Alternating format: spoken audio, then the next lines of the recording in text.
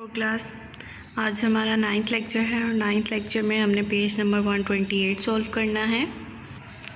Page number 128 में हमें कहा गया है, फर्स्ट क्वेश्चन है फाइंड द डिफरेंसेस, यानी हमने सब्ट्रैक्ट करना है।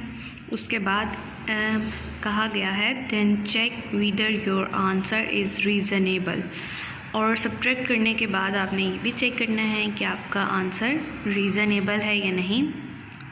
आइए सबसे पहले इसको वर्टिकली राइट करते हैं और सब्ट्रैक्ट करते हैं। जी स्टूडेंट, इसको वर्टिकली राइट किया। राइट करते हुए अपने ये ख्याल रखना है डेसिमल पॉइंट के नीचे आना चाहिए। अपने डिजिट्स को चेंज नहीं करना। पॉइंट के नीचे पॉइंट, डेसिमल पार्ट के नीचे डेसिमल पार्ट और होल पार्ट के नीचे होल पार्ट। सब्ट्रैक्ट करते हैं 1, यस डेसिमल पॉइंट, देन 2 में से 0 सब्ट्रैक्ट किए तो 2 एंड 5 में से 1 टेक अवे कर दिए तो 4। अब देखें हमारे क्वेश्चन का एक और था, कंप्लीट क्वेश्चन करने के लिए हमें कहा गया था then check whether your answer is reasonable. इधर साइड पर हम इसको चेक करेंगे।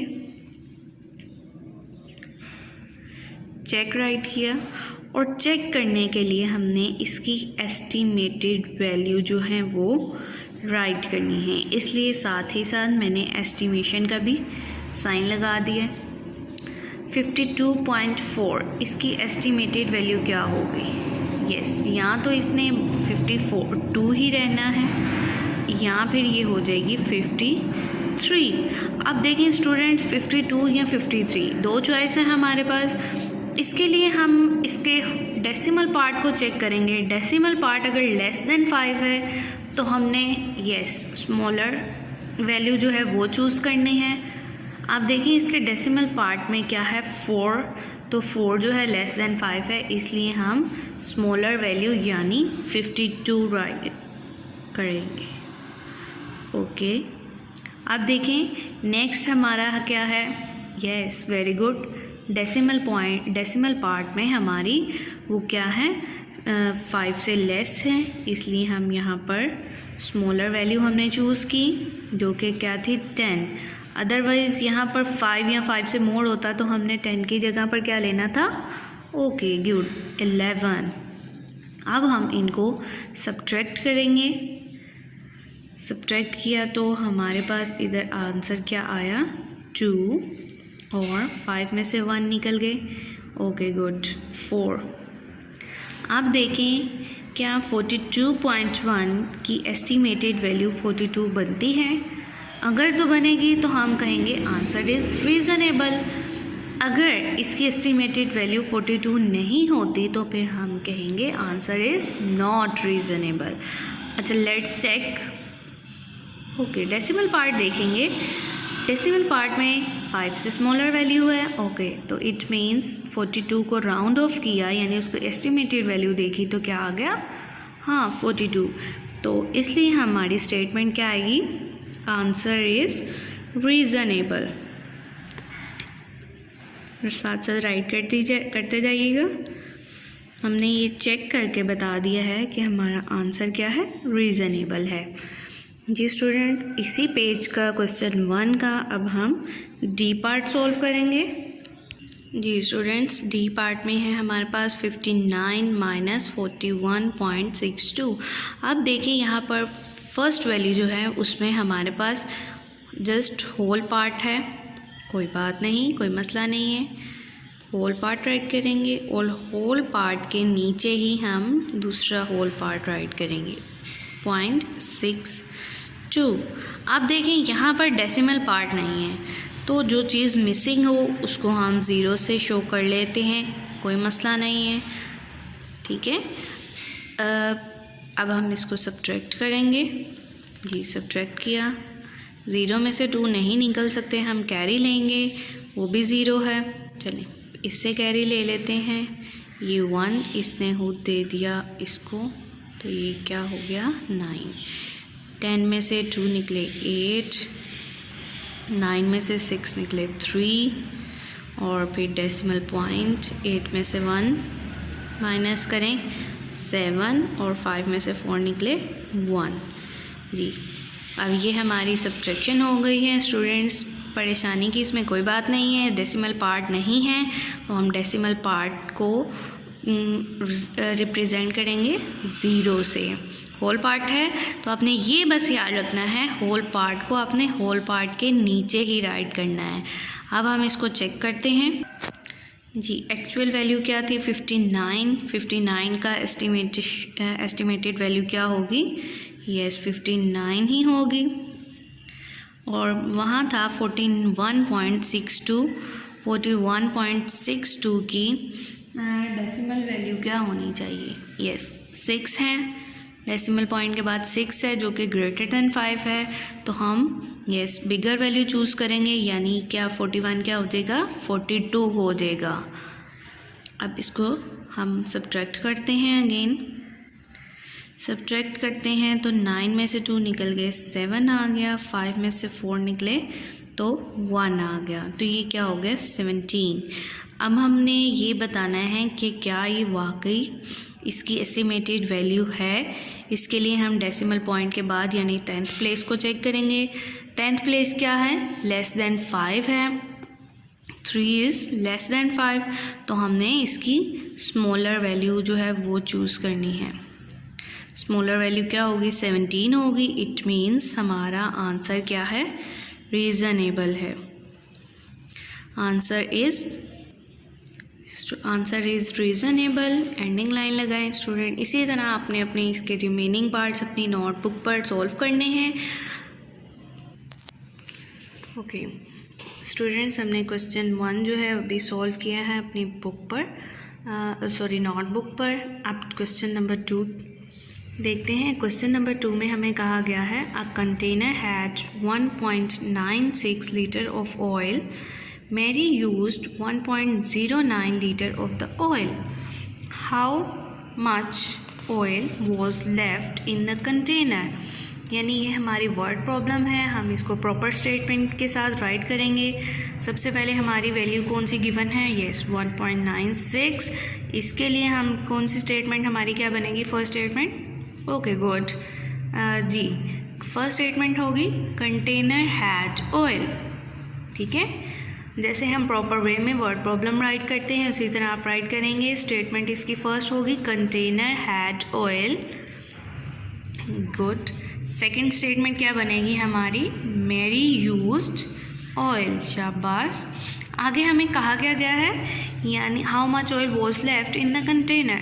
अब सबसे पहले कंटेनर में इतना ऑयल था, मैरी ने इतना यूज़ कर लिया। अब कंटेनर में कितना ऑयल जो है वो लेफ़्ट है यानी बाकी है। और जैसे कि आपको मालूम है जब लेफ़्ट का वर्ड हो तो यानी हम उसको क्या करते हैं, और गुड सब्ट्रैक्ट करते हैं। तो हम सब्ट्रैक्ट करने के बाद हमारी लास्ट स्टेटमेंट क्या हो जाएगी, yes oil was left in the container.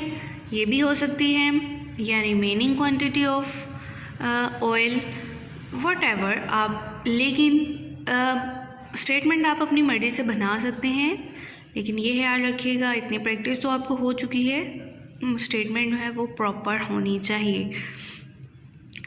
अब हम देखते हैं क्वेश्चन नंबर 3। क्वेश्चन नंबर 3 है the distance between Sana's house and the super market is 112.9 kilometre. The distance between her house and the bookstore is 21.6 kilometre.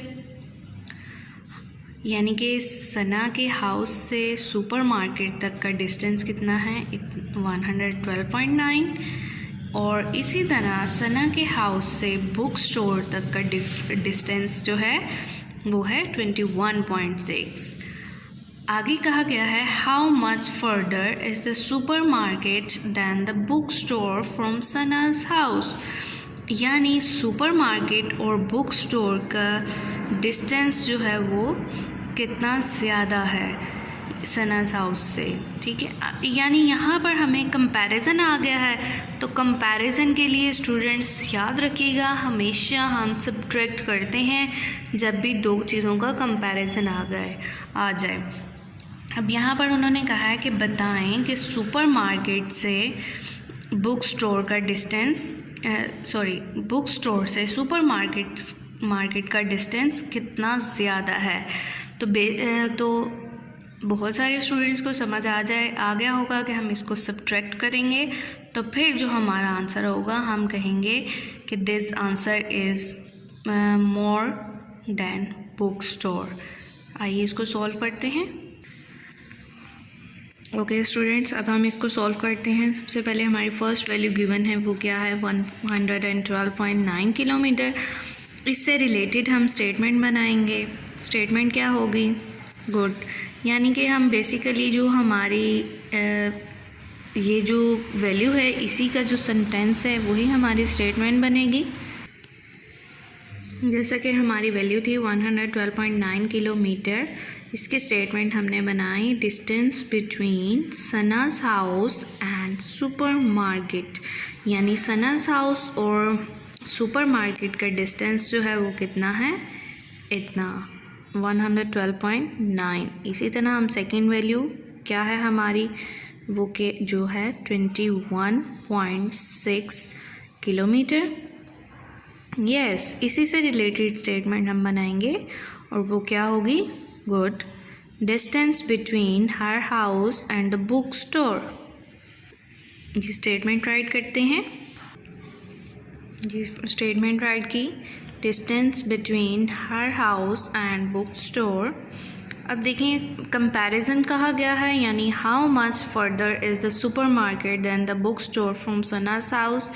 यानी कि supermarket का distance कितना ज़्यादा है बुक स्टोर से।